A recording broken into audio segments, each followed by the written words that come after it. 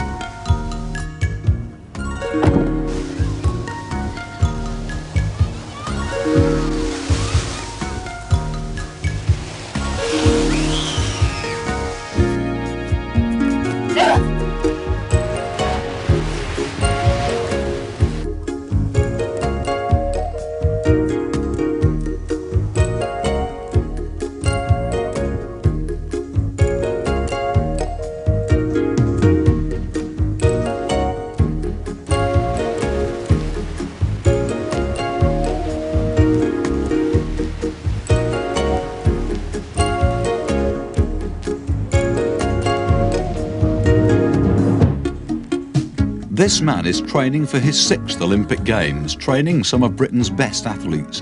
Wilf Paish was in Tokyo, Mexico, Munich, Montreal and Moscow as national coach with the British Olympic team. Now an official outcast, his presence will probably be felt even more in Los Angeles. What motivates the man?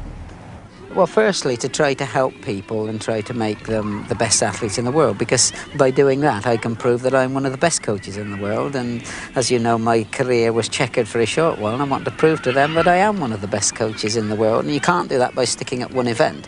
You've got to continually to produce top-class athletes in a wide spectrum of events, and that's precisely what I try to do. I mean, looking at your squad now, there is such talent in it across the board in all sorts of different events. I mean, do you feel tempted to put two fingers up in a way?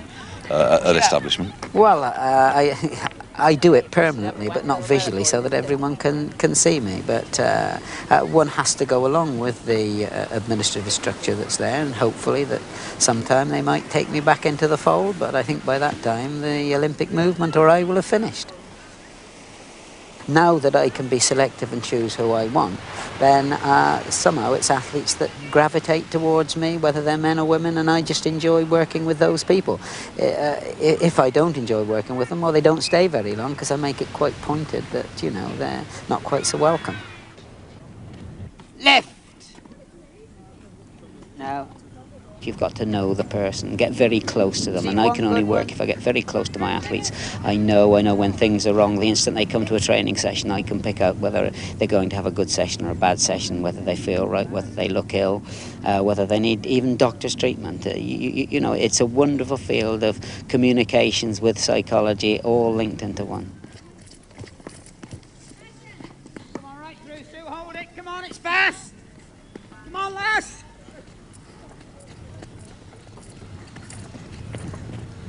Brilliant. Good lass. As part of the 200-strong British squad, Wilf and his group have travelled 2,000 miles towards the equator, not just for the sun, but because the La Santa Sports Complex has everything they need. Most importantly, a 400-metre tartan track, identical to the one in the Olympic Coliseum in Los Angeles. It's a wonderful place to come for training, as we've done. The weather's been very kind to us. The facilities are just out of this world, and an ideal preparation for an Olympic Games. But it's not all work.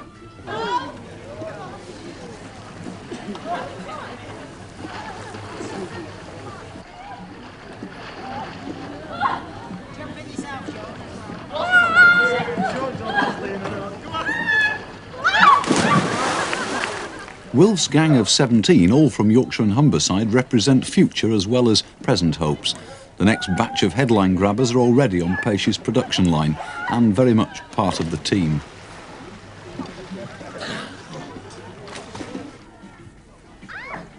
But with rare talents like Peter Elliott, the young man set to take over from Seb Coe, and Tessa Sanderson, one of the world's best javelin throwers in his group, Wilf shoulders huge responsibilities.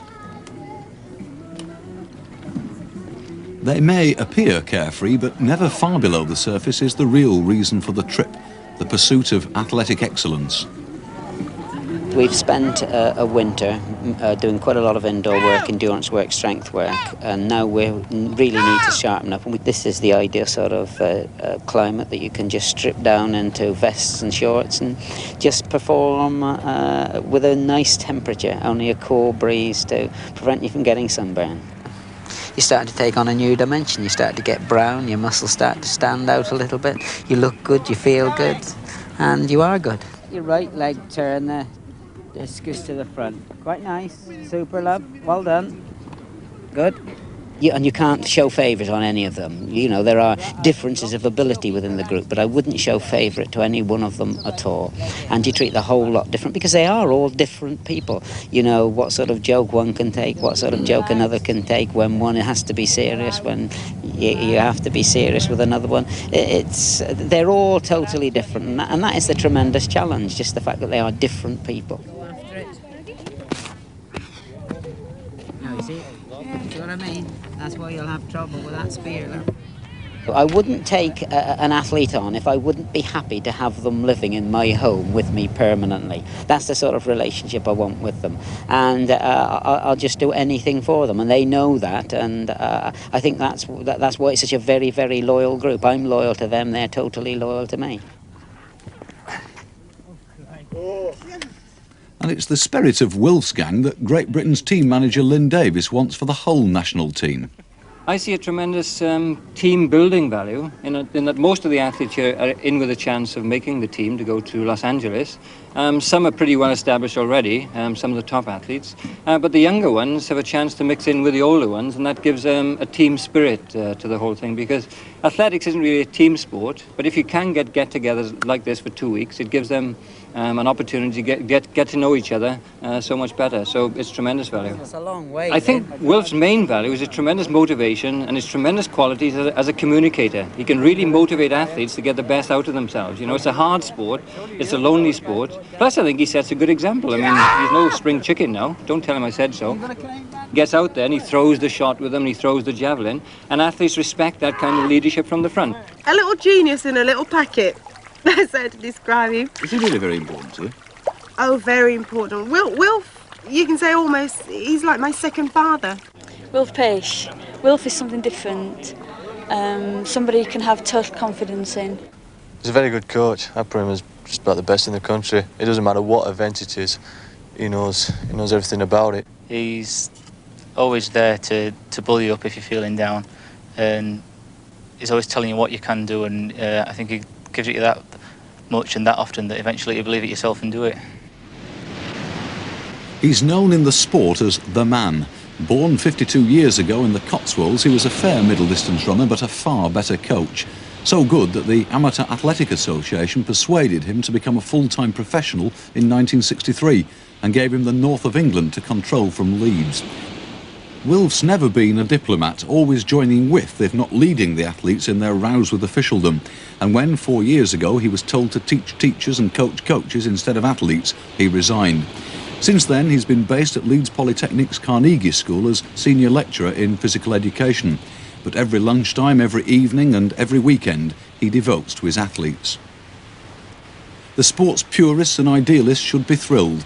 In an age when athletics has gone commercial, one of its legitimate professionals has been forced to revert to amateur. He sometimes even has to pay at the turnstiles to see his athletes compete. But this is a vintage crop even for Wilf, and their achievements provide all the reward he seems to need. Tessa Sanderson, British record holder in the javelin, who's moved to Leeds from Wolverhampton to be near her coach. Tessa, well, you know, I've worked with Tessa a long time now. Tessa is a super girl with probably about the most natural talent you could ever wish for in any one athlete. She is outstanding, and I think that there is a genuine chance of a medal, if not a gold medal. I think Tessa can throw 80 metres this year without any real problems.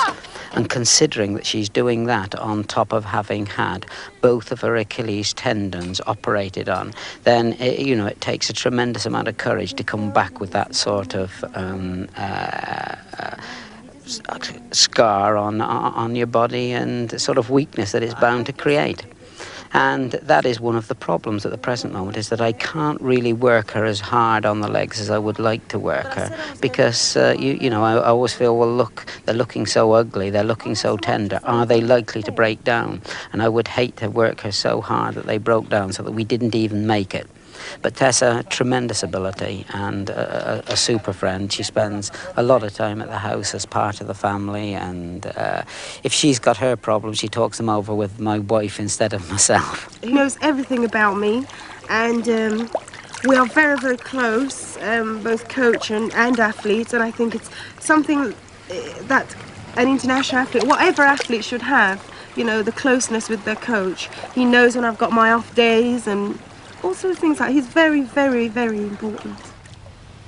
And so's this joiner with British Steel. He's only 21, but already Peter Elliott is recognised around the world as a middle-distance phenomenon. He frightens me now, because really he's about the best and the most talented athlete that I've ever had with me. That is in a running event, because Tessa is equally talented, but Peter certainly has a very, very special quality that you're very lucky if you get someone like this in your total coaching career. Very, very lucky. That means I rate him in the same sort of terms as Sebastian Coe or Steve Ovett, any one of those, and that the times and the performances he's doing now are really just outstanding. He's got the right sort of personality, the right sort of temperament. The good Lord has left nothing out of Peter Elliott.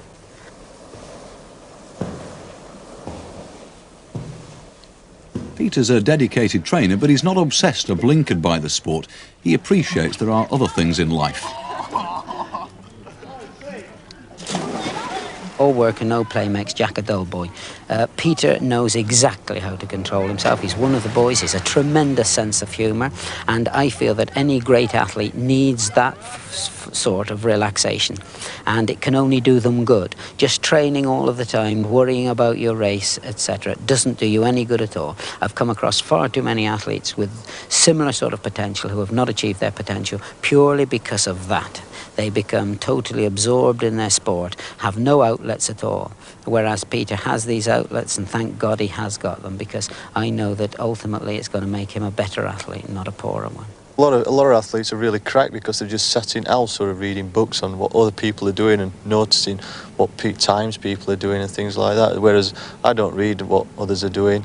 I just sort of go down to a race meet, and if they're there on the track, they're there to be beaten. I just get on with that. Come on, Pete, last one.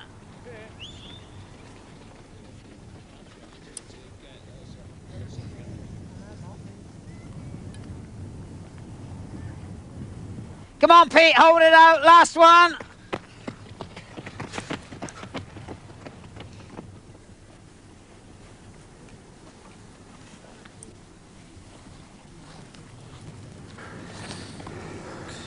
Well done, Steve. Well done, all of you. All right. Yeah, through Bed, down Pete. there, through. I heard. Bed, will you? Okay.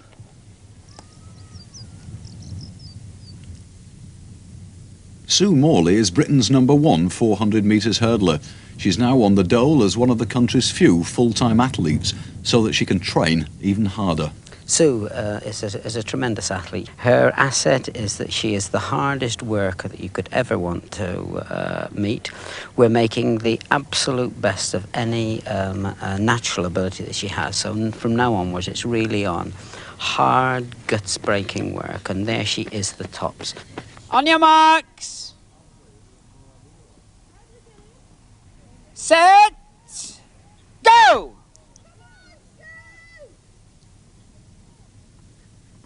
Come on, Sue. Push it, lass. Come on. Come on, lass. Push it out. If some of our other athletes trained at the level that Sue trained at, they would really be truly world class. So that's Sue's asset, and she's a lovely girl as well. I'm not basically an exceptionally talented person, and so I have to do the work to get up there. No, I'm not running off talent, I'm running off work. The pain is there, you just shut it out of your mind as much as you possibly can. When you're really on form, it's just like flying, it's fantastic, and that's what we do it for, that feeling.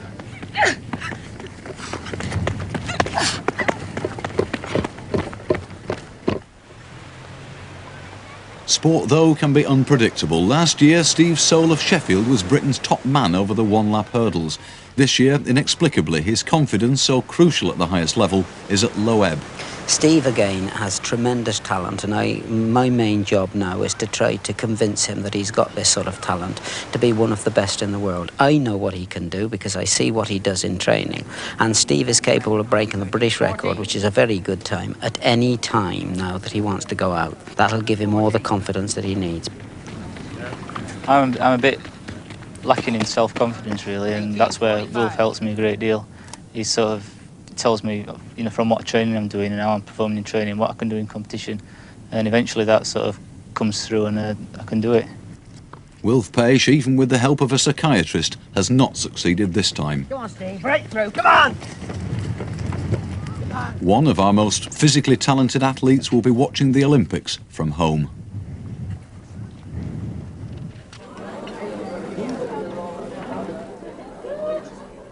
One of the strengths of the group is that they can share their individual triumphs and failures, sometimes, though, the pain is very personal. This man is triple jump training with a hairline fracture of the thigh bone. Mick Makin believes his dream is worth the agony.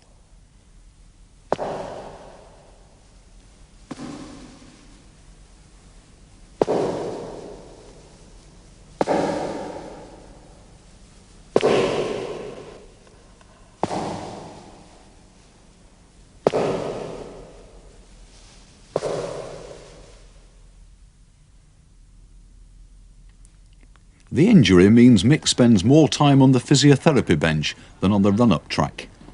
I just think I can jump a long way if we get a good couple of winters working. That's because people are doing well now that I was beating a couple of years ago. You know, they're getting all the trips, and I still think that I've got it in me, and Will still thinks I've got it in me, I think. I'm certainly not going to give up. I think he's got a lot of ability, and we've got to go ahead and try to make sure that it comes to fruition. Mick has got this ambition to at least have a good crack for this Olympic Games. I know he's got the ability to do it because, you know, we were way on target before this particular injury came. And so I feel that it would be wrong to waste nearly a full winter's preparation without really having a good go. And don't forget, they only come round every 4 years. I know that Mick's got the legs and the perseverance and the ability to do it.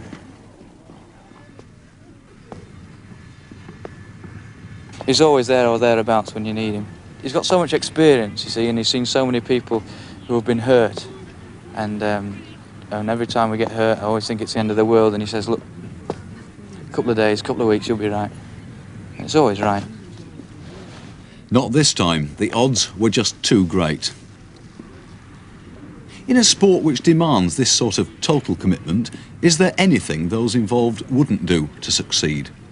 Even cheat by using illegal drugs? I'm a natural athlete, and I've gotten as far as I've got without the aid of drugs, and I think I can get farther still without it.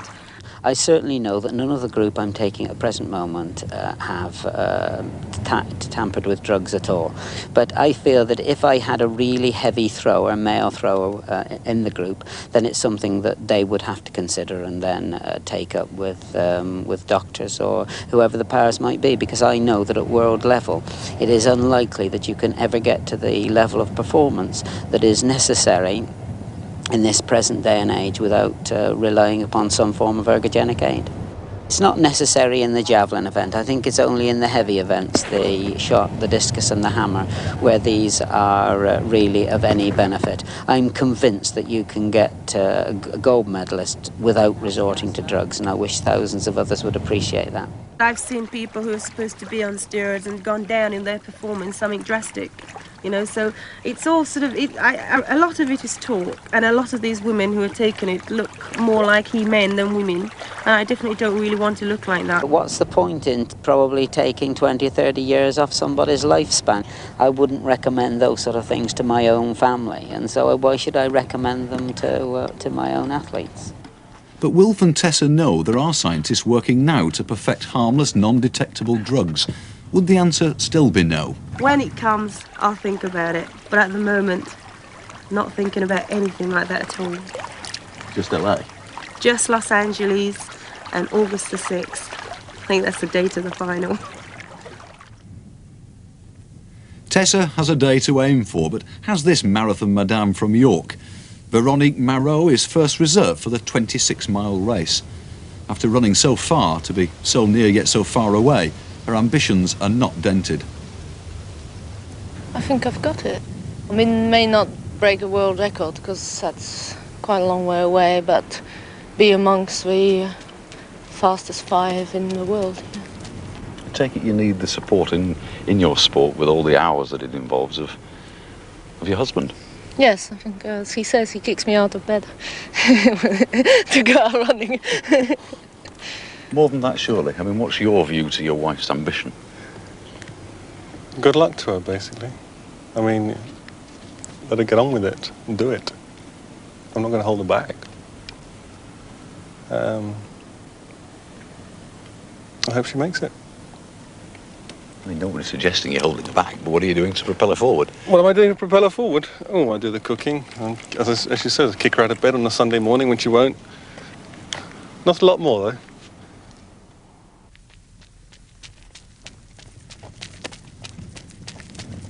To Barry Graham, another citizen of York, the marathon is a sprint. No one kicks him out of bed. He enjoys 50-kilometre race walking. Again, after foot slogging more than 100 miles a week, no ticket to LA. Barnsley's Jocelyn Hoyt-Smith, one of Britain's best ever 400-metre runners. If it hadn't been for some confusion 10 years ago, perhaps Joss would have been off to LA as part of Wilf's gang. I've always waited for athletes to approach me, but there was at times when I feel that I could have given Jocelyn the right sort of advice that would have made her truly world class. I'm not suggesting that she isn't now, but would have made her really in the top bracket.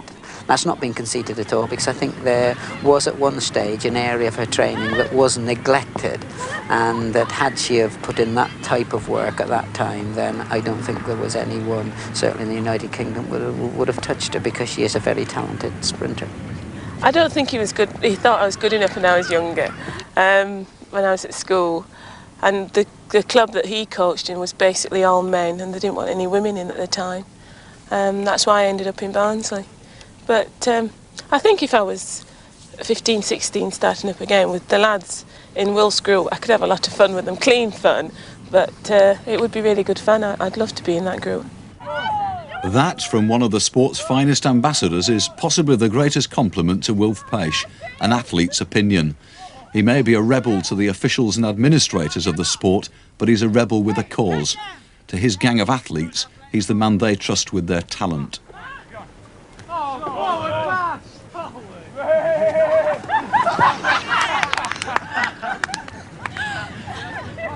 I go back even more excited than I came out, because I know the sort of things that they were doing, say, today, at the end of 2 strenuous weeks. Now, the performances that they're putting in there are pretty fantastic, and I think that we're going to have a tremendous squad there, and that Yorkshire's going to be placed on the Olympic map well and truly.